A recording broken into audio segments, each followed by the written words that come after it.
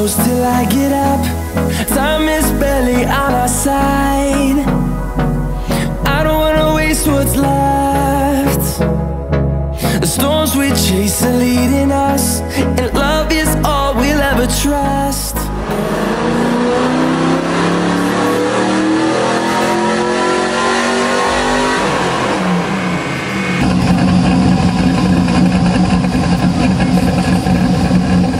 What's going on, everybody? Welcome back to the channel and welcome to today's video. So if you've been on the channel for a while, this is the place that we went to a dyno day last year with the Duluth Superior car enthusiasts, and it's the first time I actually put this car on a dyno. Made 364 average wheel horsepower, I'm going off of memory.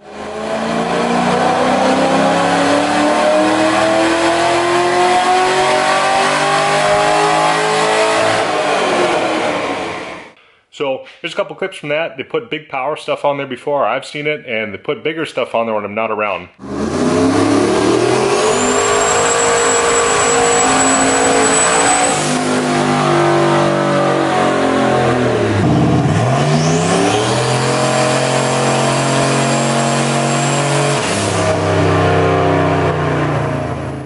It's a single axle dyno jet, and it's 2,000 horsepower capable.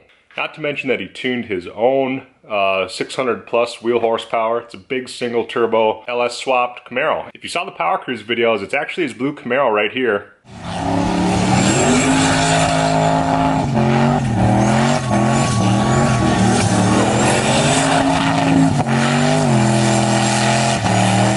That he beat the crap out of, and it still runs. Nothing broke on it, and he's got bigger plans for it next year. It's going to make big power, so if you haven't, check out their Facebook page. There'll be a link down below in the description, and try and keep up with it because he's going to be putting stuff on there, I'm sure, and I'll be keeping up with it too. Anyways, Ryan's a super qualified guy to take care of this kind of stuff, and he's gone to Holly EFI school twice already. Any NA car, any forced induction or nitrous, which was actually a car I ran at Power Cruise, Junior's 240SX. It's an LS swap with a shot on it. And here's a clip of us racing.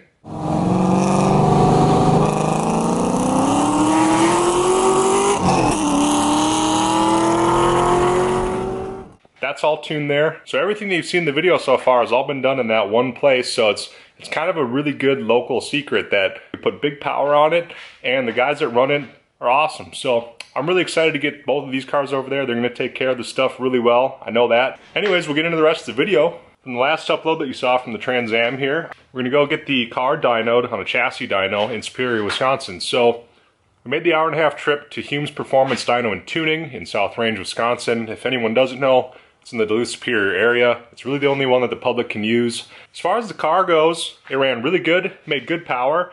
Didn't make quite what everybody thought, including myself, so everyone was pretty high. And what's funny about who actually won in the end was, of all people, my dad. He didn't comment on it, but he did whisper to me what he thinks it's gonna make, and he nailed it within 1 horsepower on all 3 pulls. I don't know how he did it, but he came in with an axe and like swept all of us right at the legs, and he nailed it. It's pretty strange, but at the end of the day, that's who really won. Now, we'll get into the first pull. I had to rev out to 6,000 RPM, and the first pull, I'll play here.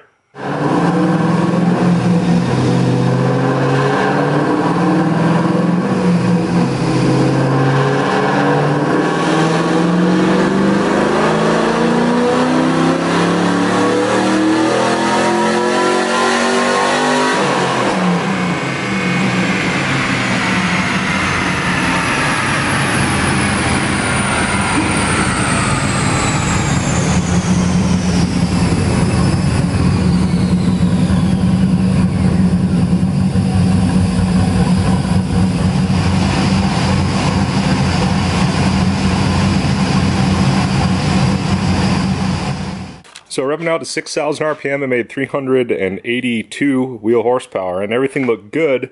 So we went ahead and we are going to spin it again to 6,500 RPMs, where it's really going to come into its power, or so we thought.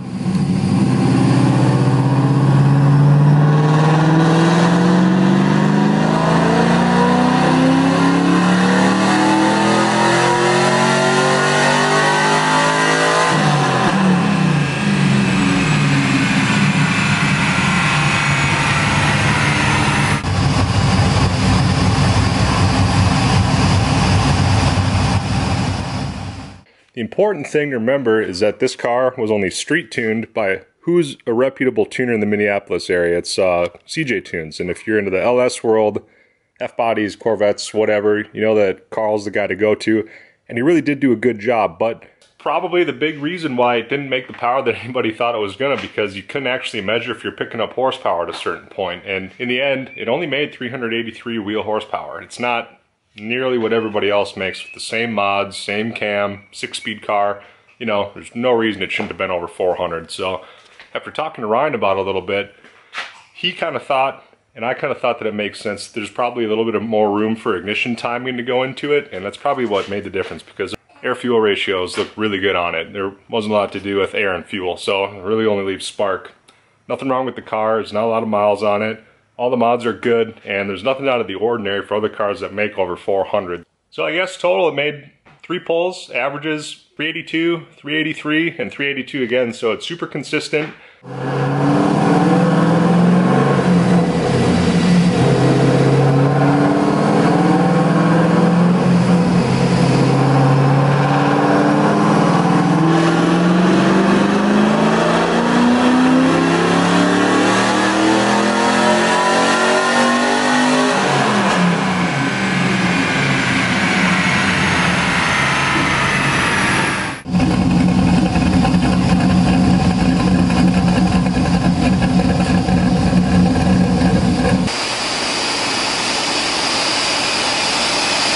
It's just not quite at the level that we thought it was going to be at collectively, and if you go on LS1 Tech or look around, it's not nearly what other cars make. So thinking that the big problem here is that it was only street tuned, not actually dyno tuned, and after talking to the guy that did it, it kind of makes sense, because if you keep adding ignition timing to it and you can't perceive that it's going faster, there's no point in adding it. So after talking about it with Ryan, it kind of makes sense that it's lower. It was super safe when he was looking at the tune, and he data logged it with HP tuners and all that. So that was kind of the big reason I wanted to go, is to make sure everything looks good, and I confirmed that. So we'll go back and we'll try and make a good number with it and try and be right on par with what everybody else makes. So now that you know the numbers, my dad guessed 381. He whispered it to me.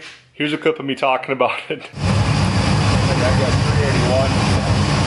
My dad did. He nailed it. That's funny. At the dyno, I didn't film anybody when I was there because it's super weird filming people. I'd rather just talk. You know, it's just strange. So I didn't do a lot of filming while I was talking to anybody there, and I'm sorry if you want to see that, but it's weird. I'd rather just hang out and talk to people that I haven't seen in a long time. Speaking of that, I did stop by the guy who's got this Cam 1LE Camaro, if you remember from an old video. And I got to go for a ride and drive. There's a new C6 Z06. It's got a K-Tech cam. Made just under 500 wheel horsepower.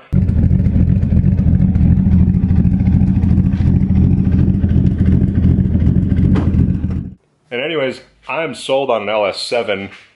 If you think you might, or you're in the Twin Ports area and you don't know, there's a link in the description below with his Facebook page. It's a good way to get the address, his phone number, email address. If you just want to call and ask him anything, super friendly, super welcoming guy. His girlfriend's awesome too. She helped strap the car down on the dyno. They're a really good team. And thanks to Dan, he's part of their crew that works there. Everybody's really cool. They take care of your stuff, answer all your questions, and they're really good to you. So I would say overall, it's a super good experience that I had there. And it's the only place in the Twin Ports that you can go get this done at. So who actually won the AutoZone gift card and the decal pack, guessing 402 wheel horsepower and 386 torque, is going to be Brian Torres. He's the winner. You're going to have to get a hold of me on Instagram or email or direct message somehow so I can get your mailing address, and I'll ship them out as soon as I can get to the post office and get them in an envelope and send them out to you. The 3 runners up, after randomizing them, are going to be Bobby Perdue getting a sticker pack. The Blown 87 GT gets the second one, and the third one goes to Travis Bledsoe. So it's randomized. I just had a little list on my phone I went off of what I used for the little internet generator. It just is what it is. So you guys are also going to have to get a hold of me. I'll put my email address down in the description, so send an email to it and just say your name and your mailing address, and I'll ship them off to you the same way.